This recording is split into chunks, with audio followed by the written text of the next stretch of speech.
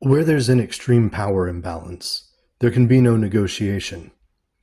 Negotiation can only take place when each side has something the other side wants or something to threaten the other side with. And each side must have the power to walk away. Keep this in mind. We'll come back to it later.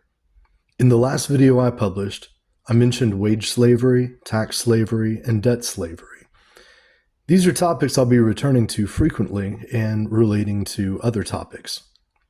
The three are tightly interwoven, to the point it's almost impossible to discuss them in any meaningful way separately. But let's start with wage slavery, because in some ways it's the most immediate. Yet strangely enough, many people don't recognize it as slavery, because the slave receives wages. They think of slavery as unpaid, forced labor. And of course, wage slaves are paid. And they're free to quit their jobs if they want to, right? I think there's a lot to criticize about this argument. As a thought experiment, let's consider slavery in the American South, because everyone recognizes this as an example of true slavery. It's an example of unpaid, forced labor. But let's change a few variables slightly and see if we still consider it slavery or not. First, let's question whether slavery in the South was actually unpaid labor. After all, the slave owners covered their slaves' cost of living. The slaves were housed, clothed, and fed. At least in most cases, I'm sure basic healthcare needs were taken care of. Is that not a form of compensation? Please don't misunderstand the point I'm making here. I'm not denying that it was slavery or that slavery was bad. Quite the opposite. I'm making the point that compensation doesn't change the fact that it is slavery or that it is bad. So let me go on. Imagine that you're looking through job ads and you see a posting for a job that offers free housing, a free company car, full medical coverage at no cost to you, and some sort of voucher system or maybe company credit card to cover food and clothing. Most people would still expect some sort of hourly pay or base salary, but they would also probably accept a much lower salary or hourly wage, considering the generous compensation package and benefits. I'm sure a lot of people would take the job even if there were no hourly pay or salary.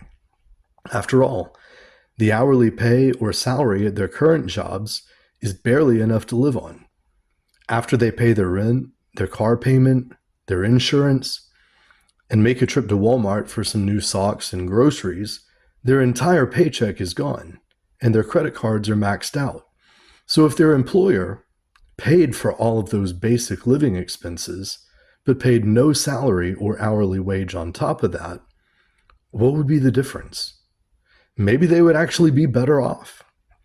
Now, maybe the company offers only basic shelter and not their dream home, but most people are only able to afford basic shelter on their low wages anyway. Same goes for food, medical care, and the rest. So is it still slavery if the slave owner offers wages instead of simply covering basic living needs? So let's go back to the thought experiment. Let's assume that the plantation owners had paid their slaves an hourly wage for picking cotton in the fields all day. But since he's paying them now, he expects them to pay for their own food and housing and so on. So now he charges them rent. He makes them pay for their food. And if they get sick, they have to buy medicine from him. He pays them just barely enough to be able to afford the most basic standard of living so that they can continue working for him. And if what little he pays them isn't enough to live on, he may agree to loan them money at interest. They can work overtime to pay off their debt. And he will probably decide to tax them a certain percentage of their income in exchange for the protection and infrastructure he provides on the plantation.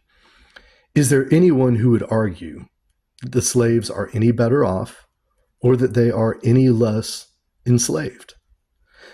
So the difference between being free versus being a slave has nothing to do with paid versus unpaid labor.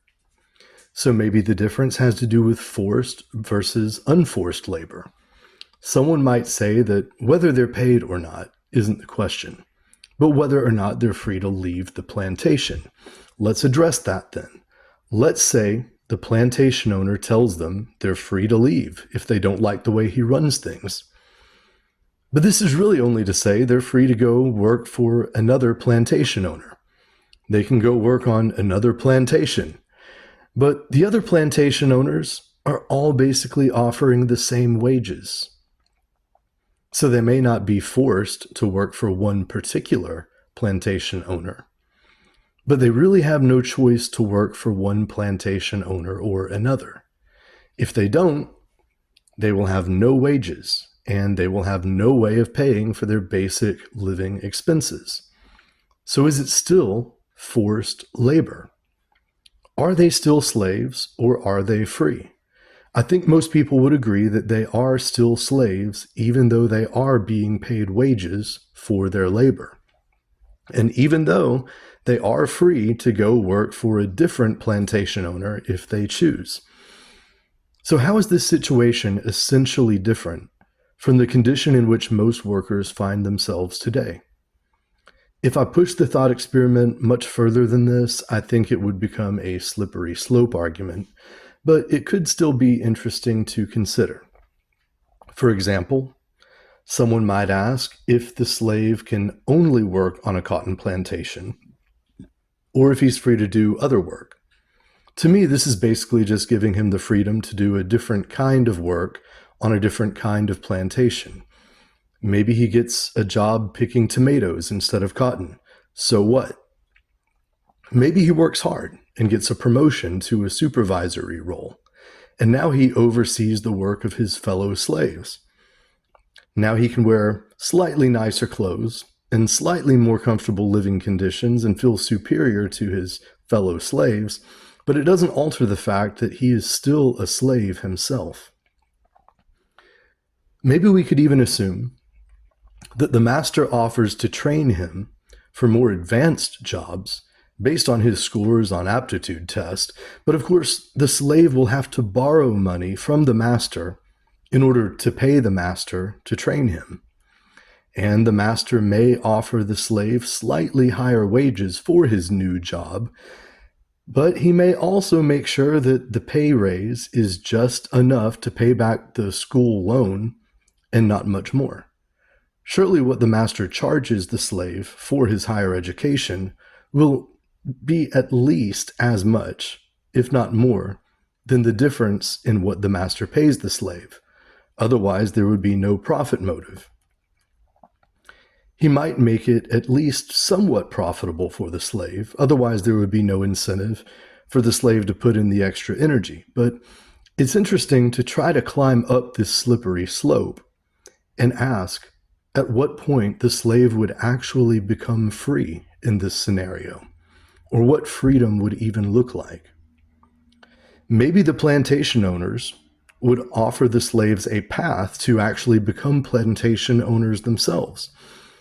But they would only dangle this carrot to motivate the slaves to work hard. Only a very small percentage of them would actually be allowed to achieve this. And even if a relatively small number of slaves were allowed to join the slave owner class, that wouldn't alter the fact that this is still a system of slavery, would it? And there might be a risk that a growing number of slaves would become disillusioned with the system if they see that they have extremely low odds of joining the owner class, no matter what they do. But if there was a middle class for the slaves to aspire to, this could help to stabilize the system. Well-fed slaves won't want the slaves who are starving to kick over the apple cart, and they'll defend the system they've become dependent on. So while the slave owners would ultimately like to exploit the slaves as much as possible, they also find it necessary to negotiate with the slaves and find the maximum level of exploitation that the slaves are willing to tolerate.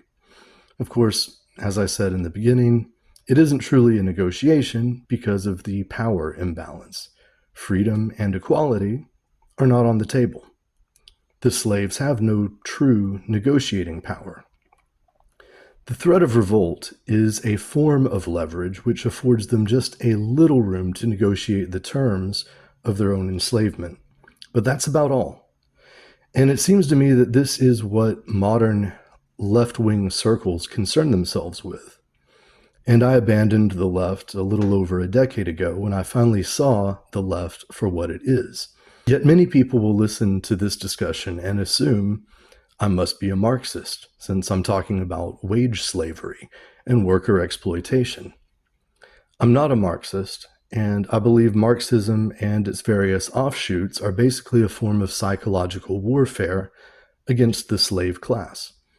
But I believe the reason Marxist propaganda has been so successful is because on the surface of it, it offers a somewhat accurate diagnosis of some of the injustices and contradictions that many people notice within the system.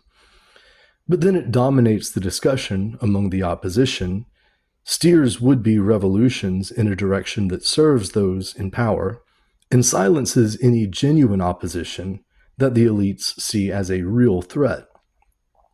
So-called community organizers and activist groups are used to stir up fake outrage at manufactured issues and false narratives.